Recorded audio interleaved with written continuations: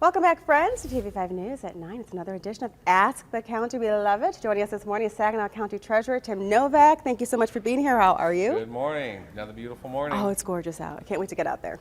So today, pretty important topic. The summertime, of course, is very busy for everyone. But today we're going to remind you, friends, about the primary election on August 2nd and what you need to know to make sure that your vote counts. So, Tim, who's eligible for an absentee voter ballot, and how does someone actually request one? So first of all, it used to be you had to have a reason to get an absentee ballot, and so they passed the initiative a few years ago. So now anybody can request, as long as you're a registered voter, you can request an absentee ballot. Okay, that's so good. it's very important to understand. They used to have to go in and say, well, I was going to be out of town for work, or I had a doctor appointment.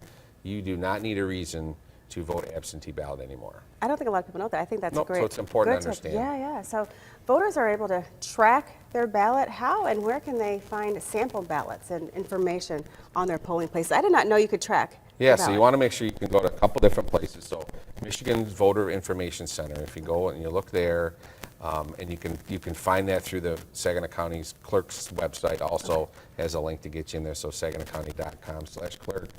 You can go and you can try one on this morning. I saw my sample ballot. Really? You can see, remember the primaries when we're split between the two, you have to pick one partisan side and the other, but there's 2 millage questions, and there's also a nonpartisan judicial race, which you may have seen the yard signs out for. So you want to remember, you have to pick in the primary which side you're going to vote for. You're not bound that anytime in the future. It's just something you just have to go one or the other. So. Oh, that's great. You're bringing some great information. We need to know this. Okay, so is it too late to register to vote, Ted? It is not too late to register to vote. So you want to make sure you're registered. Is first. So that's the first piece. Am I registered to vote? Right. You can register online. You can register in person. You can register by mail.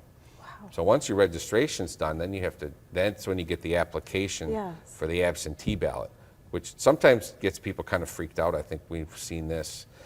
Multiple signatures are required. You can request an absentee ballot also either through the mail or online, or you can go right into your local clerk's office. Don't go to the county clerk, go to the local clerk. This is where you get your application, and then you'll verify your signature.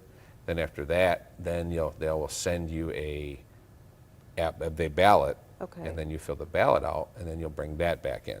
So it's kind of a process, and they'll verify your signature multiple times through this, based on what you sign on your voter record. So it's a safe, secure way to vote. So you should feel comfortable. If you're not comfortable and you want to show up on August 2nd, have at it. It's still a fantastic way to feel a part of the process. But understanding that this option to vote absentee is available. I love it that you're breaking all this down for us. Great reminders. And also, break this down for us also, Tim. What are the requirements to vote? So in order to vote, so first of all, you have to have a driver's license. Okay, so that's the first big one. You have to be a Michigan resident at the time that you register to vote. And then you have to be a resident of your city or township for 30 days prior to voting. You must be a United States citizen. 18 years of age on the day of voting, and you can't be serving a jail sentence or prison sentence at the time. So if you've served your time and you're out, you're okay. But if you're inside serving your sentence, you are not eligible to vote. Those are your 4 things. Pretty simple. I love it. It sure is. So everyone, get out there, friends, and make sure you're registered to vote. You want to make sure that your vote counts. We want to bat 1,000 here. We want everybody gets an opportunity. It's something you really shouldn't take for granted. The August one is a lot lower turnout. There's 2 millage questions. These we're talking about, folks that are looking for extra money for services. And yes, it's tax money. So on the other end of this, if you're concerned about where your tax money is going, August 2nd is the day for you to go vote. There's 2 questions on the ballot. And so there's some things to do. There's not nothing. Thank you. You're Great welcome. information today. Appreciate you, Tim, coming in. If you have any questions you'd like to ask the county, just send them to WNEM at WNEM.com.